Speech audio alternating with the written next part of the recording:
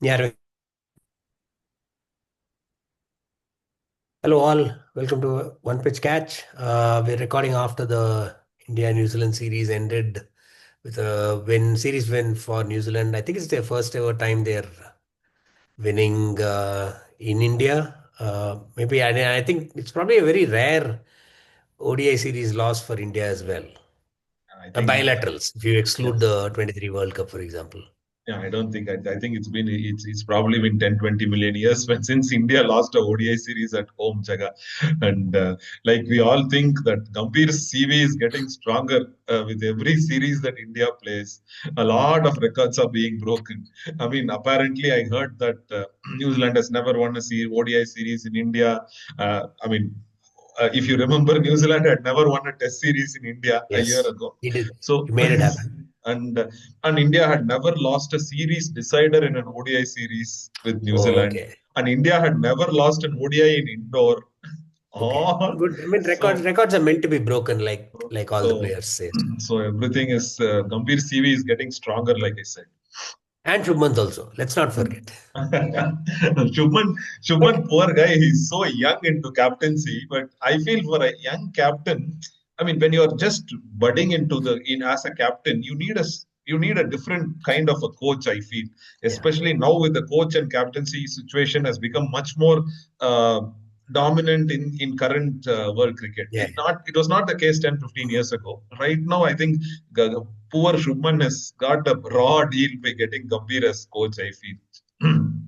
But will we even remember about this series? Like it's just one ODI series. I mean, frankly it's a pretty pointless series, right? I mean, the next World Cup, the ODI World Cup is like October, November 2027. So 1.5 years later. What is the point? Instead, they could have played a T20 series somewhere else and then played one against New Zealand. That would have been probably better practice for the Feb World Cup, to T20 World Cup. I think it's only a RoKo mileage, Jaga, because see, 2 weeks before a T20 World Cup, who plays an ODI series, Jaga? It's absolutely. I feel it's just the RoKo mileage that BCCI and whoever the powers be that are trying to milk it the most, because there is absolutely, yes, there is no. This was definitely a pointless ODI series which ended up in a loss too. That too, they could have now they are going to play five T20s versus New Zealand. Like you said, they could have instead of these three ODIs, they could have played three T20s with somebody else. Yeah. I'm sure that that would have been better preparation for the T20 World Cup. But like you said, like that the South Africa Test loss was forgotten. This ODI loss will be forgotten in the bigger scheme of T20 things. Yeah, absolutely. I mean, I think, but one thing did come through. Virat played an absolutely amazing innings yesterday. He just started accelerating, and I just think probably lost 1 or 2 wickets too many. Otherwise, it could have been a pretty chaseable total. Uh, but I mean, a little worried from a batting lineup perspective. I don't know if necessarily Shubman is still in the thick of runs. Rohit seems to have. I think he scored a century in Australia, and then after that, nothing much else. Then you have Shreyas who's coming back from injury. He's not done much. I mean, yeah, we don't need to talk too much from ODI perspective. But if you're building towards a tournament a year and a half later, you have to start answering some of those questions. Like, who's your number one spinner going to be? Because in South Africa, you're probably going to play one spinner at the most, and that person may not necessarily be a proper spinner. It could just be an all-rounder. Then is Jadeja going to fill that position? Is it Kuldeep? Because everybody seems very short of confidence right now, or even I don't know, do they even care about this series?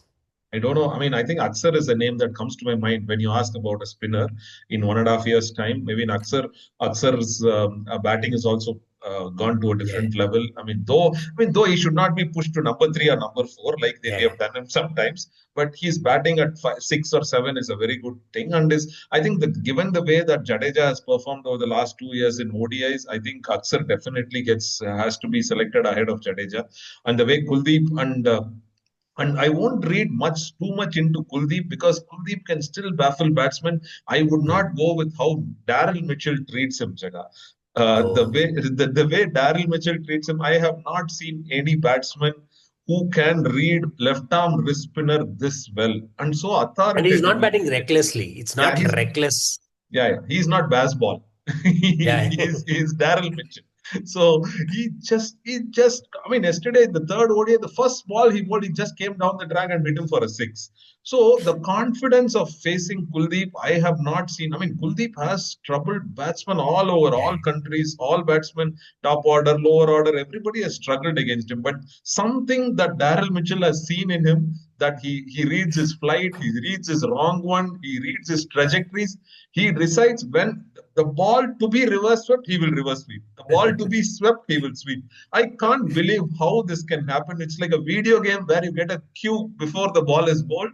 That's how he plays. So I think Kuldeep can still be in the thick of things come 2027 World Cup. But Jadeja, I think, is even his batting in the He's not last scored a 50 for two plus years now. yeah, so I think his last 50 was sometime in 20, I think. Not even Yeah. two plus Jaga. It's almost four and a half years. Yeah. So that's worrying. And one thing that Gambhir would be happy about yesterday was Harshit Rana's batting form. He's been touted as almost the next great all-rounder coming from India.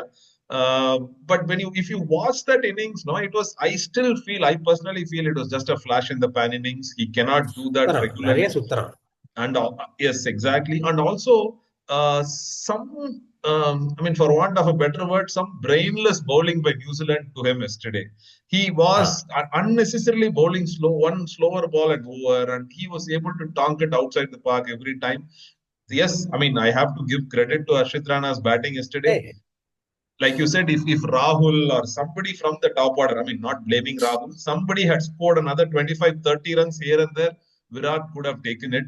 yeah. Virat still, once again, proved that he's definitely an ODI great, Jaga. The innings that he played, he didn't have enough support yesterday. Even without support, he put, I mean, older days, no, this kind of an innings, India would be all out for 160, Jaga. But Yeah. he pulled it so long, and there was hope until he was batting, I felt. Yeah, it almost seems like maybe, I don't know. See, now the current plan seems to be to have batting until number eight. Like Harshit Rana was being sent out at number eight, and they think that they're batting deep just because they have names like Kuldeep and Arshdeep in the at 9, 10, and 11. It's you're not going to get runs from them. Kuldeep is at best a defensive kind of batsman. You cannot expect anything from Arshdeep and Siraj. So just having batting until number eight or nine is eight especially is just not enough in today's world. I mean, I think we have spoken about it.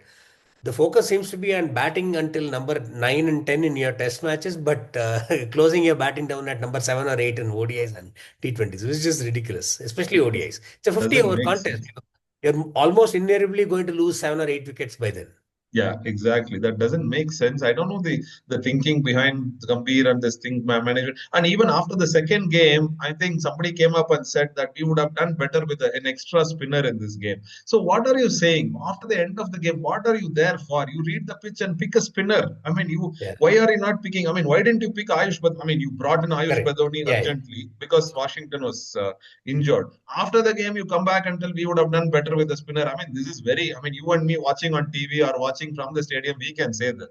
So, Yeah, as a yeah. team management, these are not excuses that you should come up and give in press conferences, I feel.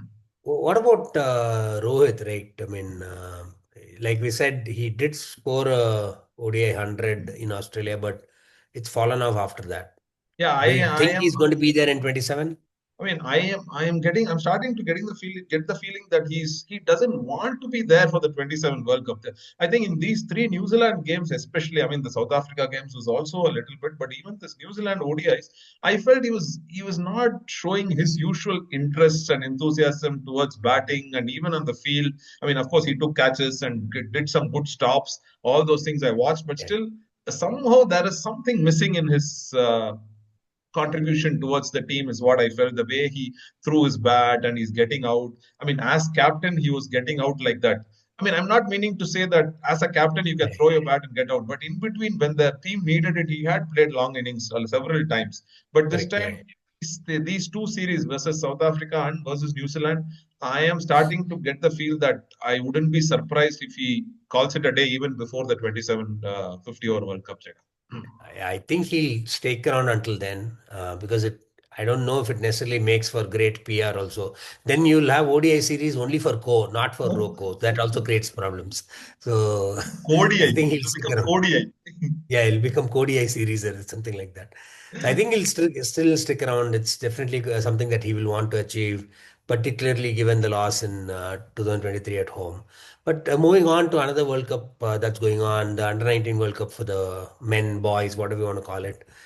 Slow start, only one game against USA, which was pretty, should have been a more comprehensive win, and then nearly lost against Bangladesh if it was not for DLS and some pretty brainless batting by Bangladesh's batsmen. Exactly. I mean, the USA game was shocking to me, and to be very honest, I mean, dismissing them for 100 odd and making and huffing and puffing to reach at after initially losing those 4 wickets, and Yeah, that was very shocking. But even the Bangladesh game, they were not doing very well. In fact, I expected the Indian boys to have scored much more runs. The score was not I mean 220 230 ish type was not that great, and also even at 18 overs when the rain break happened, Bangladesh were ahead of the DL score at that point of time. But though 18 overs doesn't constitute a game, so there are two more overs yeah, had to be completed. And within those 2 3 overs, and then I mean, like you said, brainless batting by Bangladesh, and and the result, the margin of the win was very big. So it seems convincing win, though it was correct. not Yeah, very convincing no, it was actually. not So I think because the boys probably can take a leaf out of the women's team, which did not do well throughout the league phase, and then suddenly caught up in the correct. Yeah, semi-final and final, won the Women's World Cup. Like that, I hope the boys also can do something like that. I am sure they it would be hurting for them also, given the way, especially given the way these boys have batted in the recent games, yeah, exactly. Yeah. how their performances have been there. Let's see what they do in the coming games. One other thing about the Under 19 World Cup that I noticed was there is not much of upset still now, but the Hmm. way the Afghanistan under 19 boys have beaten West Indies and South Africa comprehensively has been very good. I mean, Afghanistan has That's very continued much an to. upset. Yeah, I mean, I think losing to Afghanistan is not an upset anymore, Jaga, I feel, because they've been playing way better Yeah, than yeah, that's true. even Yeah, even Pakistan, Sri Lanka, I mean, yeah. Bangladesh, they're doing very well. I mean, they've beaten regularly, they've been beating bigger teams. Yeah, and they So were semi-finalists in the yeah, T20 World Cup last time. So yeah. So though they have been doing well, but but I think the boys also, the under 19 boys also beating West Indies and South Africa. I think that is just goes to show how much the Afghanistan continue to rise in the world cricket. nice. Let's see how that goes. And we'll round up with the ongoing WPL, WIPL, whatever you want to call it. WIPL. RCB is doing pretty well at the top of the table right now, like 4 out of 4 wins, pretty good net run rate. The rest of the teams seem to be just catching up at this point of time. Or what Yeah. have you observed? Yeah, I mean, I see. I mean, I thought MI, though they lost to RCB in the first game, I mean, which went to the last ball win, but I think MI was regrouping and they won the next 2 games, and they're back on track to be the MI that we all know. But suddenly they had 2 shock back-to-back losses to UP Yeah, Warriors, and UP Warriors had not won a game until then, correct. and Yeah. they themselves would not have expected to beat Mumbai back-to-back. Suddenly, so Mumbai, UP, and 3 teams seem to be in the mid-table muddle with 4 points. Right. So it really, I think, some complacency from MI, if any, should have been shed. And I think they will. I mean, because in this way, how it works is the top one, the table topper goes to the final directly. Right. Number Yeah. two and number three play an eliminator and then go to the final. Correct. Yeah. So so finishing on top gives you a direct entry to final. So I'm sure MI would be wanting to do that. But the way RCB has gone about their games, except for the first win against Mumbai, the all other 3 wins have been convincing and comprehensive. So I think RCB is going to definitely be a finalist. Yeah. And I think the rest of the teams will, like you said, there'll be a bit of a muddle. I guess at this point of time, Mumbai is still favorites for that. Delhi has a pretty poor net run rate, and well, I think they have one game in hand. So we'll see how it goes. Other than that, I think that's pretty much what we wanted to cover. Any closing thoughts? Nothing much, Jaga. I mean, I hope India do the right things in the T20s coming up with New Zealand, Oh because yeah, the World Cup is just around the corner. that So I hope starts day so. after or something, right? Yeah, yes. So, and I hope, because before the T20 World Cup, which they are defending champions, I hope Yes. they do a better job. Like you said, I hope it's not in New Zealand. I don't think New Zealand has won a T20 series in India. So let's see. Yeah, you Let never us. know.